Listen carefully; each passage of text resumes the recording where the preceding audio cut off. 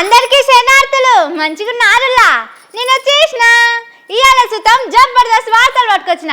ఇంకెందుకు ఆలస్యం, మొదలు పెద్ద వార్తలు చూద్దాం పారి.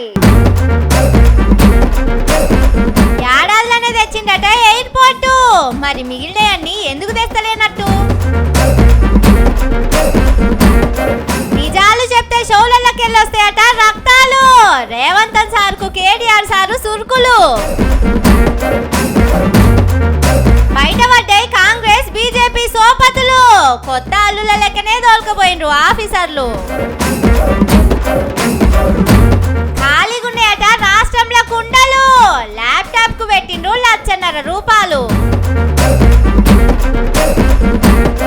కులాల లెక్కలకు అయినాయట 160 కోట్లు. మాకు పైసలే రాలేదంటుండ్రు పని చేసిన వాళ్ళు.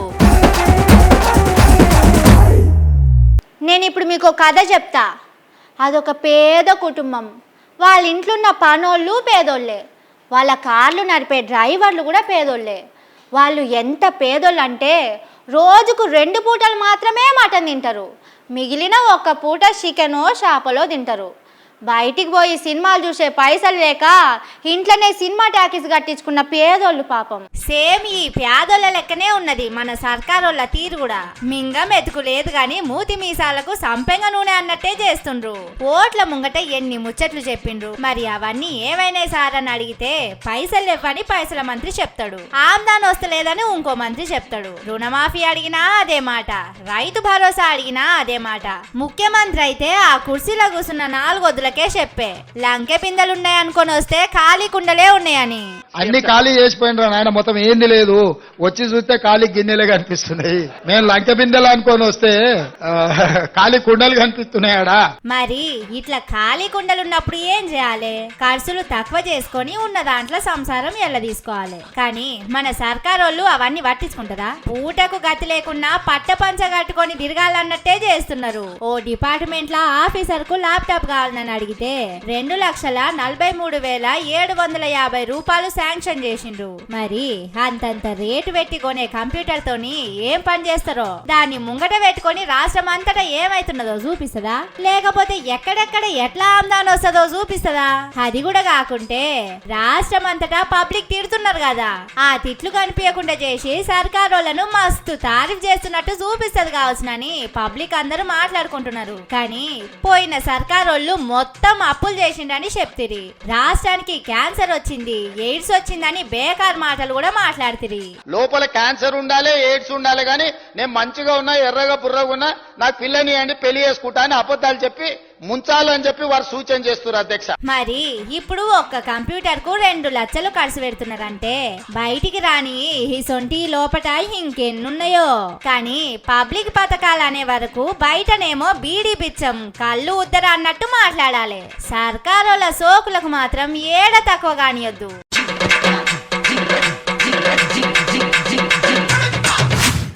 నిన్న రేవంత్ సారు పార్టీ మీటింగ్ పెట్టి చాలా ముచ్చట్లు చెప్పిండు. ఏడాదిలో ఏం చేసిండో చెప్పిండు, ఎక్కడెక్కడికి వెళ్ళి ఏమేం తెచ్చిండో చెప్పిండు, ఏం చేయబోతున్నారో కూడా చెప్పిండు. పాటోళ్లకు ప్రవచనాలు కూడా వినిపించిండు. వాటి మీద కారుపాటి కేటీఆర్ సారు ఇలా మాట్లాడిండు. చూద్దాం పారి. కేటీఆర్ సారు నిన్న రేవంత్ సారు మాట్లాడుకుంటా చెడు ఏమన్నుంటే షోలో చెప్పమన్నాడు. మీరేమంటారు దీని మీద? రేవంత్ రెడ్డి గారు సెలవిచ్చిండ్రు ఏమని, మంచి మైకులలో చెప్పాలి, చెడు చెవులో చెప్పాలి అన్నాడు. నేను రేవంత్ రెడ్డి గారికి చెప్పేది ఏంటంటే, మంచి మైకులో చెబుదామంటే ఫస్ట్ నువ్వు చేసిన మంచి అయితే ఏం లేదు, రెండవది మైకులో చెబుదామంటే కరెంట్ కట్ అవుతుంది. ఏం చేయాలి మరి? మంచి ఆడికెళ్ళి చెప్పాలి, చేసింది ఉంటేనేమో చెప్తే అందుకుంటది. అట్లా అంటారేంది సారు? మంత్రులందరూ పోయి సొరంగం కాడనే ఉంటున్నారట. లోపటున్నోళ్లను బయటికి తెచ్చడానికి తిండి నిద్ర లేకుండా పనిచేస్తున్నారట. మీరేమో ఇట్లా మాట్లాడతారు. చెడు ఎప్పుడు స్టార్ట్ చేస్తే నీ చెవిలా రక్తం గారుతుంది, యాది పెట్టుకొని చెప్తున్నా నేను. మీరు గమ్మతున్నారు పోన్రి. ఉప్పిడి ఉపాసం ఉండమంటారా మంత్రులను? చక్కెర వచ్చి పడితే అక్కడ పనులన్నీ ఎవరు చూసుకోవాలి చెప్పుండ్రి.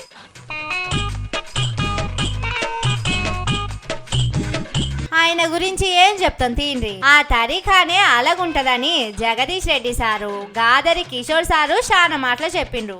సరే గాని నిన్న కాంగ్రెస్ వాళ్లకు కొత్త ఇన్ఛార్జి మేడం వచ్చింది. రేవంత్ సార్ గురించి ఆమెకేమన్నా చెప్పేది ఉన్నదా? పాపం ఢిల్లీ నుంచి ఒక పెద్ద మనిషి వచ్చింది ఇన్ఛార్జ్ మీనాక్షి గారు. ఆమె చెప్తున్నారు, మీనాక్షి గారు ఆమె ఎయిర్పోర్ట్ లో దిగంగానే కాంగ్రెస్ వాళ్ళట కొంతమంది ఆయనతో ఆమె బ్యాగులు మోసేందుకు గురికొచ్చిరట. ఏది రైల్వే స్టేషన్ లో దిగంగానే బ్యాగులు మోసేందుకు గురికొచ్చిరట. చాలా తప్పు, మీరు బ్యాగులు మోయొద్దు, బ్యాగులు మోసి ఆత్మగౌరవాన్ని దెబ్బ తీసుకోవద్దు అంటుంది. అమ్మ మీనాక్షి గారు మీకు ఏం చెప్పాలి మేము? నీ పక్కన కూర్చున్నాడు బ్యాగులు మోసే గాడికి వచ్చిండు. అప్పుడు చంద్రబాబు బ్యాగులు మోసిండు, ఇప్పుడు ఢిల్లీకి బ్యాగులు మోస్తున్నాడు. ఇక ఆయన పక్కన కూర్చోబెట్టుకొని బ్యాగులు మోయొద్దు, ఆత్మగౌరవం దెబ్బతింటదంటే ఏం చెప్పాలా మేడం? మీతోని పరిశానే ఉన్నది కదా, ఏదడిగినా కాదడ్డాలే చేస్తుండ్రు. ఆయన బ్యాగులు మోసిన ముచ్చట ఆ మేడానికి తెలియదు అనుకుంటున్నారా?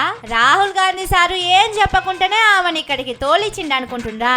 పాపం ఆ వస్తున్నదని తెలిసిన కాంచెల్లి రేవంత్ సారుకు సారోళ్ళ మనుషులకు నిద్ర కూడా పడతలేదట. మీరేమో ఊకూకే యాద్ చేసి ఇంకింత పరిశాన్ చేస్తుండ్రు. ఇక నేను ఉంటున్నా.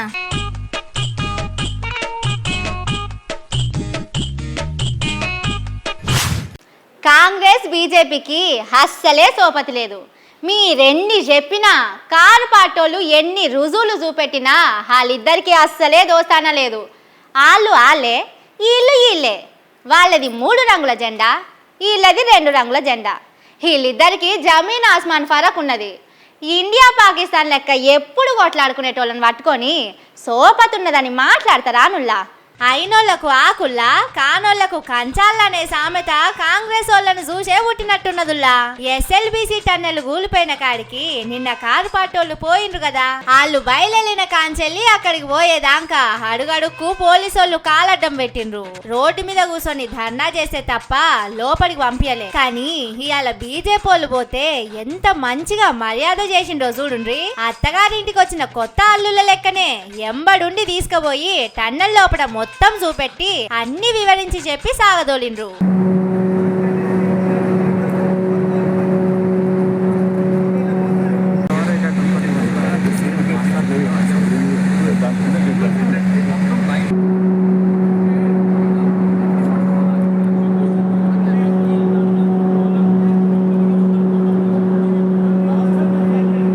మరి నిన్న కారు పాటోళ్ళు పోతే గంతగనం ఎందుకు ఆగమాగం చేసిండ్రు?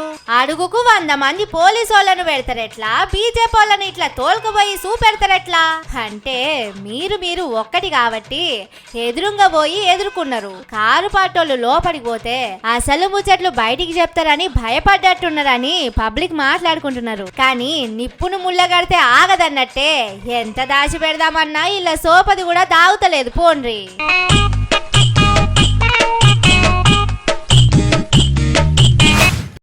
ముంగటి నాగలి ఎట్ల పోతే వెనక నాగలి అట్లనే పోతుంది. తల్లిదండ్రుల బుద్ధి ఎట్లుంటే పొలగాళ్ళ బుద్ధి కూడా అట్లనే ఉంటుంది. వాళ్ళు మంచిగుంటే పొలగాళ్ళు మంచిగుంటారు. వాళ్ళు తిక్క పనులు చేస్తే పిల్లలు కూడా అట్లనే చేస్తారు. అందుకే పెద్దోళ్ళు చక్కగుండాలి. వాళ్ళని చూసి పిల్లలు మంచిగా వేసుకుంటారు. సరే, ఇవన్నీ మంచిగానే ఉన్నాయి కానీ ఈ నీతి వాక్యాల క్లాసులు ఎందుకు చెప్తున్నావు అని చూస్తుండ్రు కదా. ఈ వార్త చూడండి, మీకే తెలుస్తుంది. ఆవు షేన్ల మేస్తే దూడ ఒడ్డుకు మేస్తుందా చెప్పుండ్రి? దూడ కూడా షేన్లనే మేస్తుంది. రాష్ట్రంలో కూడా అట్లనే అవుతున్నది. మన రేవంత్ రెడ్డి గారు అంటుంటారు మనం ఐఏఎస్ లా చేస్తున్నాము అని. ఐఏఎస్ రావడానికి చాలా సంవత్సరాలు చదువుతారు. చదివి అవన్నీ పాస్ అవుతూ వచ్చి ఒక్కసారి ఐఏఎస్ అయినాక రిలాక్స్ అయిపోతారు. ఇక ఈమె సత్తుపల్లి కాంగ్రెస్ ఎమ్మెల్యే రాగమయ్య మేడం ఆఫీసర్ల గురించి ఎంత మంచిగా మాట్లాడుతున్నదో చూసిండ్రు కదా. ఐఏఎస్ ఆఫీసర్లు పని చేస్తలేరట. కాంగ్రెస్ వాళ్ళు కూడా అట్లనే అవుతున్నారని అంటున్నది. ఆఫీసర్లు అంటే ఎంత గౌరవం ఉన్నది మేడానికి. కానీ ఈ మేడాన్ని అని ఏం ఉపయోగం చెప్పుండ్రి? ముఖ్యమంత్రి సారే చక్కగా లేకపాయే, ఈమెం చేస్తది? ఏసీ రూముల్లో నుంచి బయటకు వెళ్ళడానికి హెసిటేట్ చేస్తున్నారు ఆఫీసర్లు. మరి నాకు తెలియదు, మరి ఏసీ అనేది ఏమన్నా జబ్బేమో. ప్రజల దగ్గరికి వెళ్ళినప్పుడు అంటే ఒక ఐఏఎస్ కానీ ఐపీఎస్ కానీ డిస్ట్రిక్ట్స్ ను హోల్డ్ చేసినప్పుడు వచ్చే ఎక్స్పీరియన్స్ రిచ్ ఎక్స్పీరియన్స్ అనిపిస్తుంది. ఈ మధ్యకాలంలో కొత్తగా సెలెక్ట్ అయిన ఐఏఎస్ ఐపీఎస్లు నేను చూస్తున్నాను. ట్రైనింగ్లోనే ఉన్నప్పుడు పోలీస్ స్టేషన్లకి వెళ్ళి డ్రెస్ వేసుకొని కూర్చొని సివిల్ పంచాయతీలు తెంచడానికి ప్రయత్నం చేస్తున్నారు, విచ్ ఈజ్ అన్ఫార్చునేట్.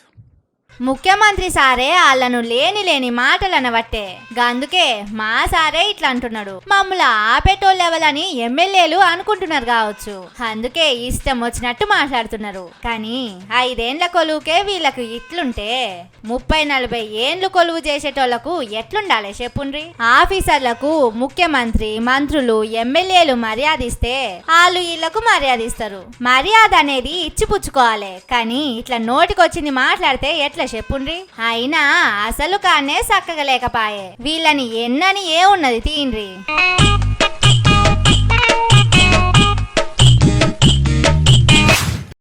కొందరుంటారు ఏదో చేద్దామని పోతారు, అందరి మీద కుట్రలు చేస్తారు, ప్లానింగ్ మీద ప్లానింగ్ చేస్తారు, కానీ లాస్ట్కు హుట్టిగానే దొరికిపోతారు. అందరి ముంగట బద్నాం అవుతారు. ఎన్నిసార్లు దొరికిపోయినా మళ్ళా అదే పని చేస్తుంటారు. ఆ లెవెల్లో ఆల్చుకుందాం పార్రి. ఆ లెవెల్లో కాదుల్లో మన సర్కారోళ్ళే కారుపాటి హరీష్ రావు సార్ మీద ఫోన్ ట్యాపింగ్ కేసు పెట్టిండు కదా, అందులో కొందరిని అరెస్ట్ చేస్తే మొన్న కోర్టు బెయిల్ ఇచ్చింది. వాళ్ళు బయటకు వచ్చి వాళ్ళ బాధలు చెప్పుకుంటే మమ్మల్ని బెదిరిస్తున్నారని మళ్ళీ కేసు పెట్టిండ్రు కాంగ్రెస్ వాళ్ళు. హరీష్ రావు సారు బెయిల్ మీద వచ్చిన వాళ్ళు కలిసి కాంగ్రెస్ ఆయనను బెదిరిస్తున్నారట. నాకు పానాలకు ప్రమాదం ఉన్నదని ఫిర్యాదు అయిందట. వీళ్ళు కేసు రాసిండ్రు. కానీ అసలు ముచ్చటేంటిదంటే మళ్ళా కేసులు పెడతాం, బెయిల్ మీద వచ్చినా ఈడ్చిపెట్టే ముచ్చట్నే లేదని అరెస్ట్ చేసినప్పుడే పోలీసు వాళ్ళు బెదిరించిండట. పోలీసులు డే 1 నుంచి కూడా చెప్పేది ఒకటి ఏంటంటే హరీష్ రావు సార్కి అగెన్స్ట్ గా స్టేట్మెంట్ ఇవ్వాలి. పంజాగుట్ట పోలీసులు ఇంత దారుణంగా ట్రీట్ చేస్తారు అనుకోలేదు. నిన్ను ఏదో కేసులో ఫస్ట్ అయితే అరెస్ట్ చేసి నెక్స్ట్ నేను ఎట్లా చెప్పాలో అట్లా చేపిస్తా అని చెప్పేసి అన్నారు. సార్ మా పిల్లలు ఉన్నారని చెప్పినా వినలేదు. మా ఈవినింగ్ 7 నుంచి నైట్ 1:30 వరకు నా పిల్లలు అక్కడనే పోలీస్ స్టేషన్లో ఉన్నారు. డీసీపీ సార్తో, ఏసీపీ సార్తో, చక్రధర్ గౌడ్తో నాకు ప్రాణహాని ఉంటుంది సార్. కన్ఫామ్గా నన్ను హరాస్ చేస్తారు కన్ఫామ్గా. మా అమ్మని మా నాన్నని తిట్టారు సార్. మా ఫాదర్ చనిపోయిన వ్యక్తి గురించి సార్ కొంచెం ఇష్టం వచ్చినట్టు మాట్లాడారు. మా అమ్మను ఇక నేను చెప్పలేని వర్డ్లో మా అమ్మ అని చెప్పి తిట్టారు. ఆలిని తల్లిని ఇడిచిపెట్టకుండా తిట్టిండ్రని పోలీసోళ్ళు పెద్ద పోలీస్ సార్లు వచ్చి కేసు ఒప్పుకుంటావా లేదా అని బెదిరించిండట. అయినా గాని చేయని తప్పును ఎట్లా ఒప్పుకుంటామని జడ్జి సార్కు లెటర్ రాస్తే బెయిల్ ఇచ్చిండు. అందుకే అది మనసులో పెట్టుకున్నట్టున్నారు. బెయిల్ మీద బయటికి రాగానే మళ్ళీ కేసు రాసిండ్రు. అంటే హరీష్ రావు సారును ఇరికించటానికి ఎంత తిప్పల పడుతున్నారు చూడుండ్రి. సర్కారు వాళ్ళదేనాయే, పోలీసు వాళ్ళు వాళ్ళ మనుషులేనాయే. సర్కారు పెద్ద మనుషులు చెప్పుడు, వీళ్ళు కేసులు రాసుడు, ఇదే కథ నడుస్తున్నది పోండ్రి. కానీ పోలీసు వాళ్ళకి తెలవని ముచ్చటేంటిదంటే ఎగిరెగిరి దంచినా గదే కూలి, ఎల్లెలు కదా వండుకొని దంచినా గదే కూలి. 4 వద్దులుండే పోయేటోళ్ళ కోసం వీళ్ళెందుకు బద్నాం అవుతున్నారో ఏమో పోండ్రి.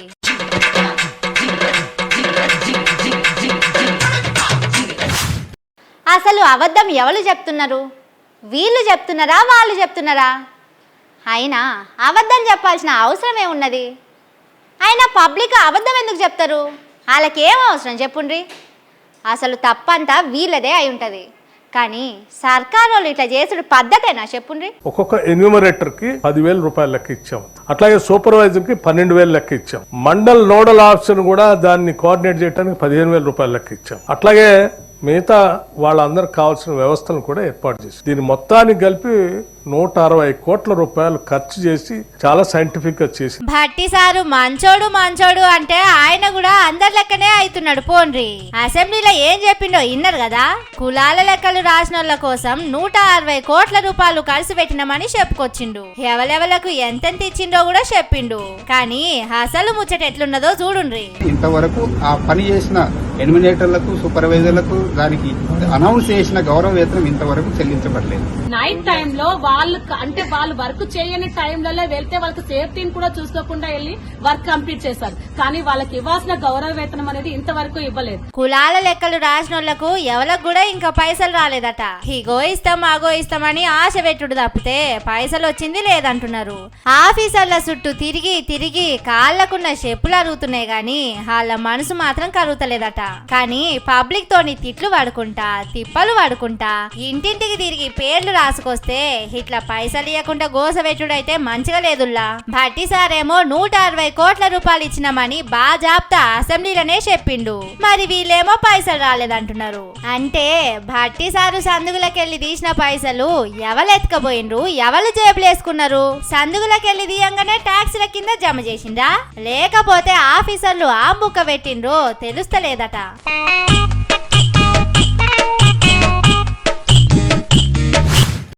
ఇవి ఆటి ముచ్చట్లు. ఇంకిన్ని సూపర్ సూపర్ ముచ్చట్లతోటి మళ్ళొస్తా. చూస్తూనే ఉండుర్రి మన తీన్మార్. ఇదే అసలు తీన్మార్.